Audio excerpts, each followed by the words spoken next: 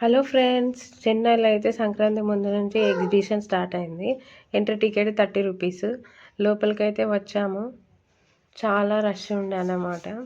ఎటు చూసిన ఒక్కొక్క దాని దగ్గర అయితే 20 మెంబర్స్ దాకా అయితే లైన్ కట్టేసి ఉన్నారు. నేనైతే ఎగ్జిబిషన్స్కి వెళ్ళి అయితే ఇలా ఎప్పుడు ఎక్కలేదు. జాతరలకు పోయి అయితే ఎక్కాను కానీ ఎగ్జిబిషన్కి వెళ్ళలేదు. ఇక మా నాన్నగాడు అయితే చూసి అది ఎక్కుతా ఇది ఎక్కుతా అని చాలా ఏడ్చాడు. ఇక ఫైనల్గా అయితే ఒక 2 అయితే ఎక్కించినాం. మా బావ అయితే జెయింట్ వీల్ ఎక్కుదామన్నాడు, కానీ నేనే వద్దన్నా, ఎందుకంటే మా నాన్నగాడు భయపడతాడని.